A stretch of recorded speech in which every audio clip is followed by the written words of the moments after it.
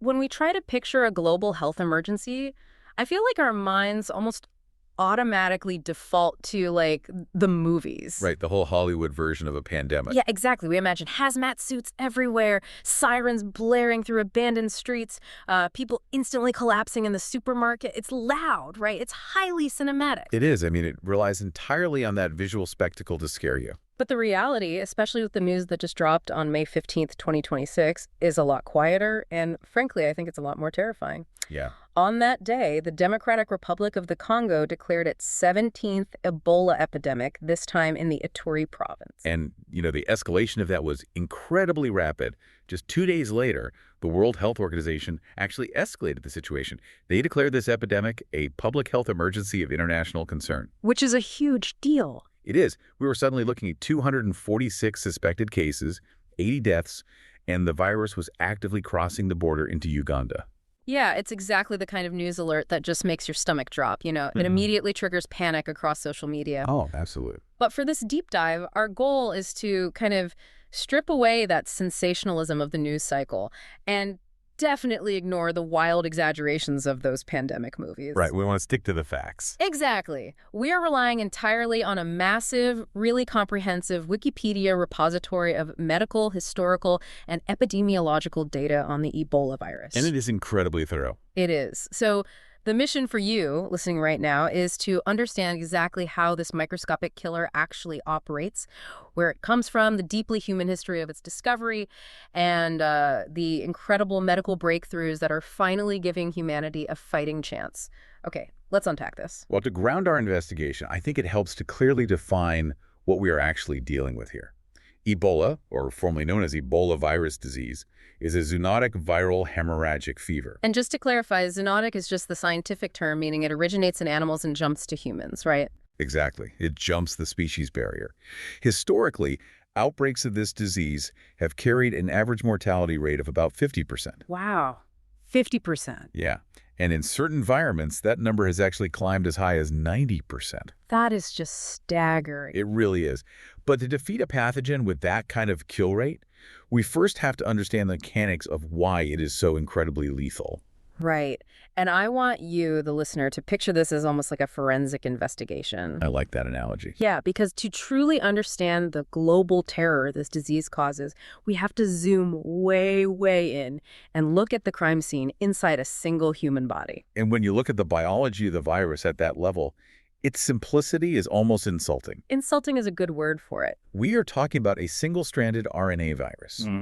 Under an electron microscope, it doesn't look like some menacing alien sphere covered in spikes, Right, like the classic COVID illustrations we're all used to seeing. Exactly. It doesn't look like that. It actually looks like a microscopic piece of thread. It's a filamentous particle. Usually it's shaped like a shepherd's crook or a U or sometimes a 6. Just a little squiggly line. It's a little line. It's only about 80 nanometers wide. But the part that absolutely blows my mind, its entire genome contains only 7 genes. 7. That's it. I mean, for a sense of scale, a single human cell has over 20,000 genes. Right. It's a massive difference. It's like, imagine a hacker bringing down an entire global banking system with just 7 lines of code. That is exactly the level of biological sabotage Ebola is executing. It's wild. Now, before we look at how those 7 genes actually run their code, let's clear up the clinical reality. Good idea. Because of pop culture, I think people assume catching this means you instantly start bleeding from your eyes and your pores in the middle of the street. What does the infection actually look like on the ground? Well, the clinical reality is far more insidious, mostly because of how it starts. There is an incubation period that can last anywhere from 2 to 21 days. So you could be infected for 3 weeks and not even know it. Exactly. You're walking around feeling completely fine. Then, when the symptoms finally do hit, they perfectly mimic a sudden severe flu. Like just normal flu stuff. Yeah, you get extreme fatigue, a high fever, muscle pain, and a sore throat.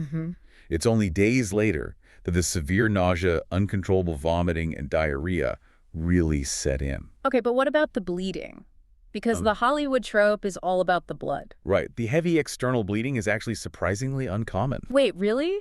Because the scientific classification is literally hemorrhagic fever. Like, that implies massive bleeding. I know, it does.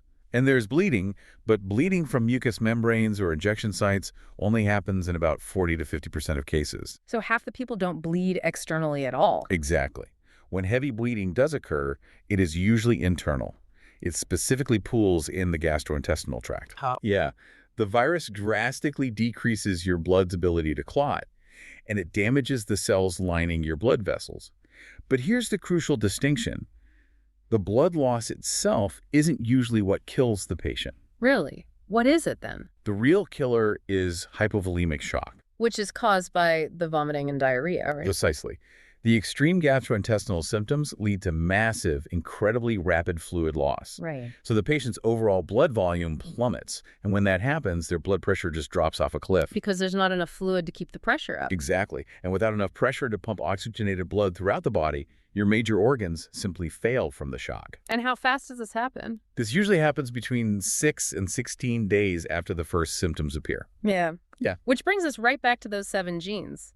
How is a virus with such a tiny genetic payload managing to do so much catastrophic damage before the human immune system can even mount a proper defense? Well, what's fascinating here is the sheer devastating elegance of its immune evasion. The virus produces 2 specific structural proteins known as VP24 and VP35. Okay. VP24 and VP35. You can think of them as a highly trained strike team taking out a bank's security cameras before the main heist begins. Okay, I like that. Walk me through the heist. So, when a normal human cell detects a viral intruder, it panics. It sends out a chemical distress signal using proteins called interferons. It's essentially a cellular alarm system. Like, one cell gets breached so it screams to the neighboring cells to lock their doors. That's the exact mechanism, yeah. Those interferons bind to neighboring cells, which triggers a specific signaling protein. It's called STAT1. Yeah, STAT1. Right. And STAT1 rushes into the cell's nucleus to turn on the production of antiviral defenses. But Ebola's VP24 protein physically blocks that STAT1 signaling protein from entering the nucleus. So it barricades the door. Literally. The neighboring cells never get the message to lock down. Wow, so the alarm is completely silenced at the receiver's end. And at the source, actually. Meanwhile, that second protein, the VP35 protein, directly inhibits the originally infected cell from even producing the interferon distress signal in the first place. It cuts the alarm wires completely. Completely. Without the innate immune system slowing it down, the virus replicates uncontrollably. And it doesn't just attack any cell. It specifically targets your immune system's first responders. The very things meant to fight it. Yeah. The specialized white blood cells that normally patrol your body, looking to consume pathogens. So it hijacks the exact cells designed to protect us, turns them into like virus printing factories, and then causes them to self-destruct. Exactly. And that cell death unleashes a massive storm of inflammation throughout the entire body. So knowing how efficiently this virus dismantles human biology definitely explains the high death toll. But, I mean, if it's so perfectly adapted to destroying human cells, it begs the question, where is it practicing when it's not inside us? Like, how does it make the jump? Finding the natural reservoir of this virus actually required decades of intense ecological detective work. I can imagine. Yeah, between 1976 and 1998, field researchers tested over 30,000 mammals, birds, reptiles, and insects from outbreak regions across Africa. 30,000? Yeah, they were desperately looking for the virus's hiding spot. And the prime suspect they eventually landed on was the fruit bat. Right. Specifically, researchers identified 3 types of fruit bat that can carry the virus in their systems without ever getting sick. So their immune systems just somehow tolerate the pathogen perfectly? Which makes them the ideal biological vessel. I mean, they fly vast distances every single night, dropping partially eaten fruit, saliva, or guano into the deep forest. And here's where it gets really interesting, because the jump from those bats to humans isn't just a matter of random bad luck. It is deeply tied to how human beings are actually altering the environment. Yes, that is a crucial point. Outbreaks are consistently triggered by deforestation and climate change. When severe droughts hit Central Africa, it creates intense food insecurity, and logging destroys the deep forest canopies. So you end up pushing these infected bat populations out of their natural habitats. Exactly. They get pushed closer to human settlements just looking for food. And it initiates this deadly domino effect. A stressed bat drops a piece of infectious fruit. Then a chimpanzee or gorilla or maybe a forest antelope eats that fruit and becomes infected. Right. And because food crops have failed due to the drought, Human hunters in these local rural communities are forced to rely heavily on hunting these wild animals just for protein. Bushmeat. Yeah. The hunter comes into contact with the infected blood while butchering the meat, and boom, the virus successfully finds a new host. And once it establishes that beachhead in the human population, the global fear immediately shifts to how it spreads. Yeah, and I know exactly what you're thinking right now listening to this. You're probably picturing it spreading through the air on a crowded subway, like a common cold. We need to definitively debunk that right now. It is the most critical distinction we can make today. Yeah. There have been 0 documented cases, either in nature or in human outbreaks, of this virus spreading to the air from human to human. 0. None. Human transmission requires direct physical contact with the blood, vomit, feces, or other bodily fluids of a person who is actively showing symptoms. Right. It has to enter your body through broken skin or mucous membranes, like your eyes, nose, or mouth. Exactly. You aren't going to get infected just by breathing the air in the same room as someone, unless, they are so severely ill that they are violently coughing or sneezing large, wet, infectious droplets directly onto your face. Which requires very close proximity. Exactly. But as with any forensic investigation, our source material throws us one bizarre curveball that completely complicates the whole theory. Ah, yes. This raises an important question, and it stems from a highly unusual laboratory incident involving pigs. Pigs? Yes. Researchers discovered that pigs infected with a specific strain of the virus, the resistant strain, actually could transmit it through the air to primates in a laboratory setting. Without any direct physical contact whatsoever. Exactly. Wait, so it's a completely airborne transmission, but only if it's coming from pigs? Yes. If it's airborne in pigs, that means the virus must behave differently in their anatomy than in ours, right? Does it attack their respiratory system instead of their blood? Spot on. It comes down to where the virus physically accumulates in the host. In humans and other primates, the virus replicates aggressively throughout the body and specifically concentrates in the blood and the GI tract. Okay. But in pigs, the virus accumulates in massive, localized concentrations directly inside their lungs. Oh, wow. Yeah, so when an infected pig exhales, sneezes, or coughs, it is expelling huge, dense clouds of the virus into the air. Primate lungs simply don't harbor the virus the same way. Terrifying, sure, but also a massive relief that our human lungs don't turn into virus cannons. A huge relief. But because human transmission requires such intimate contact with fluids, it means the history of these epidemics is deeply tied to human behavior. Yeah. Specifically, the danger zones are caregiving and mourning. Right. That intimate, tragic connection is visible from the very first recorded outbreaks. We can trace the formal discovery of the virus back to 1976. To 2 simultaneous outbreaks in Central Africa, right? Yes. One was in Sudan, and the other was in a small rural village called Yambuku that was in what was then Zaire, now the DRC. The story of the Yambuku outbreak is incredibly heartbreaking. It really is. So, in August of 1976, a village school headmaster named Mabalo Lokela returned from a trip near the Ebola River. He fell ill with a very high fever, and at first the local clinic just assumed he had a severe case of malaria. Which is incredibly common in that region. Right. And because the initial symptoms mimic malaria so perfectly, they treated him with quinine. But obviously his symptoms just kept worsening. Severe pain, vomiting blood, extreme exhaustion. He died 14 days after his symptoms started. A tragic loss. But the true tragedy is how his treatment inadvertently started the fire. This is where the fragility of local healthcare infrastructure becomes the virus's greatest weapon. Lokela was treated at the Yambuku Mission Hospital, which was operated by Belgian nuns. Okay. At the time, they were routinely giving vitamin injections to pregnant women at the clinic, but they were operating with severe supply shortages. They were reusing just 5 glass syringes for the entire hospital. Oh, no. And crucially, they were not properly sterilizing the needles between patients. They were essentially creating a biological superhighway, just injecting the virus directly into the bloodstream of dozens of unsuspecting patients. Yes. The outbreak exploded, ultimately killing 280 of the 318 people infected in Zaire. That is an 88% fatality rate? That is terrifying. It is. The local doctors were instrumental in getting blood samples shipped to Belgium, though. That's where a researcher named Peter Piet and his team finally isolated the new unknown virus under a microscope. And they named it after the nearby Ebola River to avoid stigmatizing the village of Yambuku. Right. And for years after that discovery, the narrative of the disease remained mostly confined to these devastating but highly localized outbreaks in remote African villages. Until 1989, Right. when the story took a wild turn that brought the virus right to the suburbs of the United States. The Reston incident. Honestly, this reads exactly like a thriller novel. A research facility in Reston, Virginia, which is just a few miles from Washington, D.C., received a routine shipment of macaque monkeys from the Philippines. And suddenly the monkeys start dying off rapidly from a mysterious hemorrhagic fever. So the facility sends tissue samples to the U.S. Army Medical Research Institute.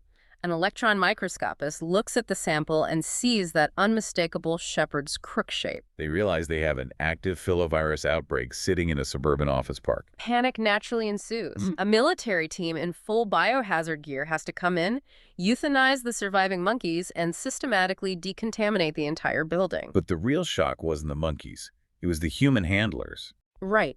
Blood samples were taken from the facility workers. 6 of them tested positive for the virus. One handler had even accidentally sliced his finger open with a bloody scalpel while performing an autopsy on an infected monkey. That should have been a death sentence. Absolutely. But none of them got sick? Not a single symptom. Which had to be the most confusing relief in medical history. It forced the CDC to realize they were dealing with a completely new strain, which they named the Reston virus. The pick one from earlier. Exactly. While it was highly lethal to macaques, it had a very low pathogenicity for humans. It could enter human cells and replicate enough to trigger antibodies, but it simply didn't cause the actual disease. So it was a massive sigh of relief, yes, but it proved how easily these pathogens could hide in commercial cargo and cross international borders undetected. Which tragically foreshadowed the darkest chapter in the history of the disease, the 2013 to 2016 West African epidemic. Yeah. Unlike previous outbreaks that were contained to isolated rural villages, this one managed to reach densely populated urban centers in Guinea, Liberia, and Sierra Leone. Epidemiologists achieved an incredible feat by tracing that entire massive epidemic back to a single index case. One case. It started with a 1-year-old child in a remote Guinean village who died in December 2013. Likely after playing near a hollow tree infested with fruit bats. That is heartbreaking. It is. From that single child, the virus slowly burned through the community, eventually reaching the capital cities and spreading across borders. The numbers are just staggering. Over 28,000 people were infected and more than 11,300 died. It became the largest outbreak ever documented. But why did it get so out of control there compared to the localized outbreaks of the 70s and 80s? If we connect this to the bigger picture, the West African epidemic exposed the severe vulnerabilities of the region's health security. You had a highly mobile population moving through densely packed urban slums. But more importantly, the local health infrastructures were completely overwhelmed and lacked basic resources. We're talking about clinics without sufficient protective equipment, and in some cases, without running water to wash hands. So the actual places people went to get help became the hubs of infection. Precisely. The WHO reported that at one point, 10% of the dead were healthcare workers. 10%. The doctors and nurses caring for the sick were paying the ultimate price. Without the ability to safely isolate patients or safely handle the highly infectious bodies of the deceased during traditional burial rites, the hospitals and funerals essentially functioned as amplifiers for the virus. It was an absolute wake-up call for the entire world. The horrifying scale of that epidemic forced the global medical community's hand, basically kickstarting unprecedented research and funding. Yes, it changed everything. For decades, if you got infected, doctors couldn't offer much more than standard supportive care, basically hooking you up to an IV for hydration and managing your pain while hoping your immune system won the literal war happening inside your veins. Just waiting it out. Right, but the post-2016 landscape, it is completely different. We are finally mounting a massive medical counterattack. The shift in therapeutics has been nothing short of monumental. By 2019, clinical trials in the DRC yielded incredible results using monoclonal antibodies. Let's break that down because it sounds like heavy medical jargon. Like, how exactly do those work? Essentially, scientists managed to engineer synthetic immune proteins in a laboratory. Okay. So instead of waiting for the patient's compromised immune system to figure out how to fight the virus, they flood the patient's body with these lab-made proteins. Gotcha. These synthetic antibodies act like microscopic caps. They physically bind to the outside of the virus, completely blocking it from being able to dock with and enter human cells. Oh, that's brilliant. It's like changing the locks on the doors before the virus can even turn the key. Exactly. And in trials, treatments like Inmazeb and Suvimab were found to be highly effective if administered early enough. That alone is a game changer. But perhaps even more significantly, we finally have a highly effective FDA-approved vaccine, the RVSV-ZBOV vaccine. Yes. And its deployment has totally revolutionized outbreak response, right? During the massive Kivu epidemic in the DRC between 2018 and 2020, health organizations utilized a strategy called ring vaccination. I did. How exactly does that work in practice? Because they aren't just vaccinating everyone in the country, right? Right, that would be impossible. Yeah. Think of it like cutting a fire break in a forest to stop a wildfire. Yeah. You don't try to put out the entire fire. You remove the fuel directly around it. Oh, I see. When a patient is confirmed positive, teams frantically track down every single person that patient had contact with, and they vaccinate all of them. Then they track down the contacts of those contacts and vaccinate them too. You build a literal biological wall of immunity around the virus so it has nowhere left to jump. Exactly. And doing that in the Kivu region meant navigating an active, violent conflict zone, like negotiating with armed militias just to get coolers of vaccines to remote villages. It's an unbelievable logistical triumph. Truly heroic work. So, with treatments and vaccines, does the story end when a patient clears the virus from their blood and finally gets to go home? Unfortunately, no. The aftermath is an area of intense ongoing study. Many survivors face a grueling reality known as post-Ebola syndrome. Right. The acute life-threatening infection is gone, but their bodies have been to war. They suffer from severe joint pain, chronic fatigue, hearing loss, and dangerous liver inflammation. But the part of the research that I found most unsettling is the concept of immunologically privileged sites. The virus can actually hide out in the body, right? Yes. There are specific areas of the human body where our immune system intentionally operates at a lower capacity. Why would it do that? It's an evolutionary choke designed to prevent aggressive immune inflammation from permanently damaging vital, delicate tissue. The eyes, the central nervous system, and the testes are prime examples. Okay, that makes sense. But because the immune system isn't constantly patrolling these specific areas with lethal force, the virus can seek refuge and persist there long after it has been completely wiped out from the bloodstream. I read about this chilling case from 2014 in the sources. A patient survived, his blood tested completely clear, and he was officially discharged. But 2 months later, his vision starts failing rapidly. Yes. Doctors examine his eye and find the live virus swimming freely in his aqueous fluid. It's like a ghost lingering in the system. It is deeply troubling. It causes severe ocular inflammation. We also know that the virus can persist in semen for highly extended periods. Right.